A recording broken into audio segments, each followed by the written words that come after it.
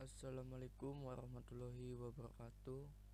Perkenalkan, nama saya Kuswandi, NIM 200-278. Saya dari kelas FSC 20.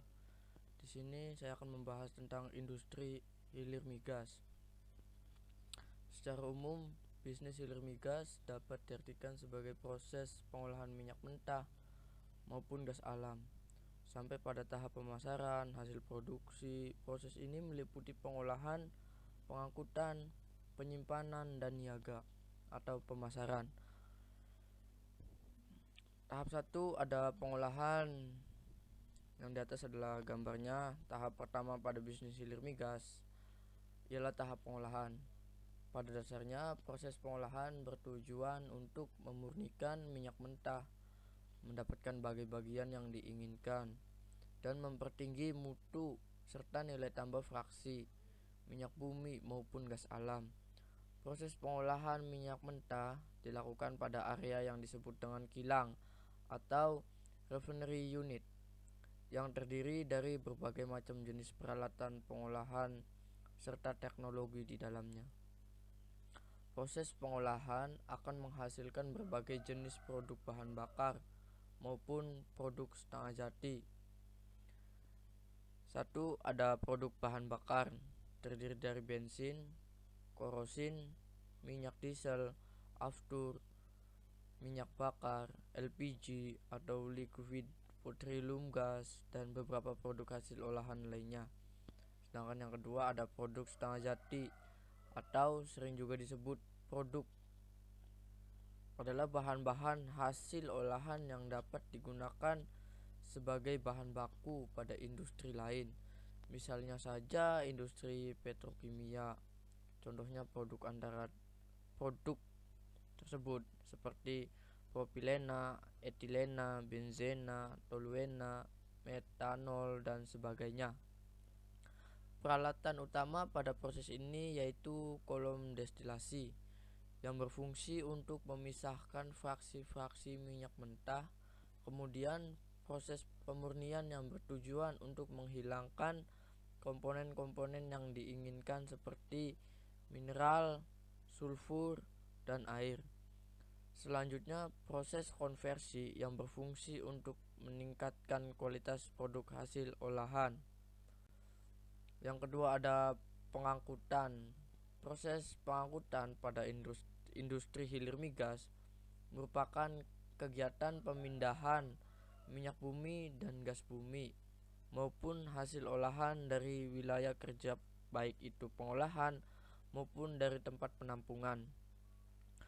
Proses pengangkutan biasanya menggunakan kapal atau melalui pipa transmisi dan distribusi.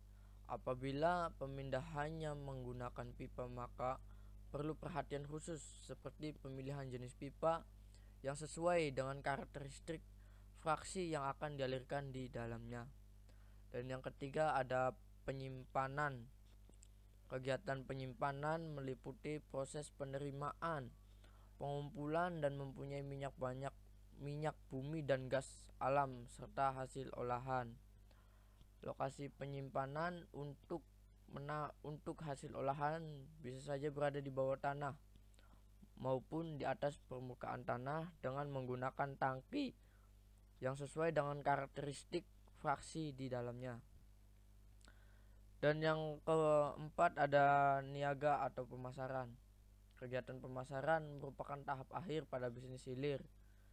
Industri hilir migas di mana terdiri dari pembelian, penjualan, ekspor dan impor minyak bumi dan gas serta hasil olahan lainnya. Kegiatan niaga dapat digolongkan dalam dua bagian, yaitu niaga umum dan niaga terbatas. 1. Ada niaga umum atau wholesale, yaitu suatu kegiatan yang meliputi pembelian, penjualan, ekspor impor bahan bakar dan produk lainnya dalam skala yang besar dan menggunakan sarana dan fasilitas niaga yang memadai. Perusahaan penerima pemilik hak untuk melakukan penjualan dengan menggunakan merek tertentu. Yang kedua ada niaga terbatas atau trading, merupakan penjualan produk-produk niaga migas seperti minyak bumi, bahan bakar gas, maupun hasil olahan lainnya karena kurangnya fasilitas dan tidak memiliki izin niaga.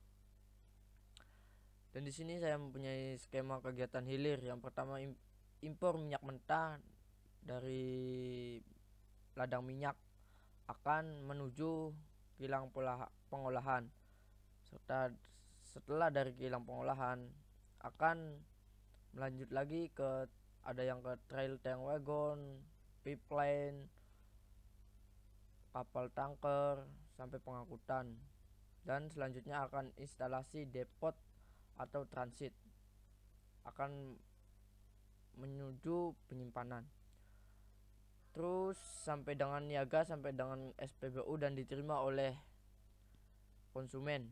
Kegiatan usaha hilir terdiri atas kegiatan usaha pengolahan atau refinery, pengangkutan, penyimpanan, dan niaga. Di sini ada proses dari pengangkutan, penyimpanan, dan niaga atau sampai kepada konsumen. Di sini ada klasifikasi aktivitas industri migas. Industri migas yang sebelah kiri ada usaha inti dan yang sebelah kanan ada usaha penunjang. Dari usaha inti ke bawahnya lagi di sebelah kiri ada usaha hulu dan yang kanan ada usaha hilir.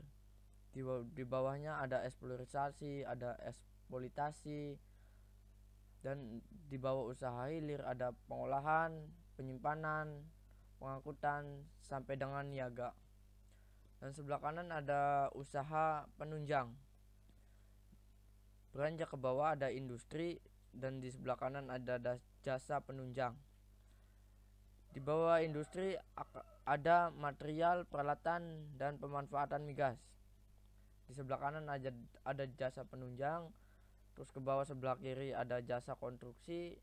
Yang sebelah kanan ada jasa non konstruksi. Di bawah jasa konstruksi ada perencanaan, pengamanan, pelaksanaan. Dan di sebelah kanan ada survei seismik, survei non seismik, geologi dan geofisika, pemboran, operasi, susur pemboran, pekerjaan, dan lain-lain.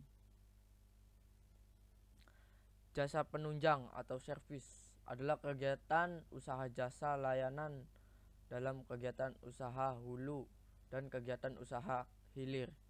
Kegiatan jasa penunjang meliputi jasa konstruksi migas dan jasa non-konstruksi migas. Pada jasa konstruksi migas terdiri dari jasa perencanaan atau design engineering, pelaksanaan EPC, instalasi dan commissioning, dan pengawasan konstruksi. Sedangkan jasa non-konstruksi migas adalah usaha jasa layanan pekerjaan selain jasa konstruksi dalam menunjang kegiatan migas seperti survei seismik dan non-seismik, pemboran, inspeksi, dan jasa lainnya. Industri penunjang adalah kegiatan usaha industri yang menghasilkan barang, material, dan peralatan yang digunakan terkait sebagai penunjang langsung dalam kegiatan usaha migas. Kegiatan industri penunjang meliputi industri material, peralatan migas, dan industri pemanfaatan migas. Di gambar sebelah kiri ada platform dan di sebelah kanan ada wellhead. Terima kasih. Assalamualaikum warahmatullahi wabarakatuh.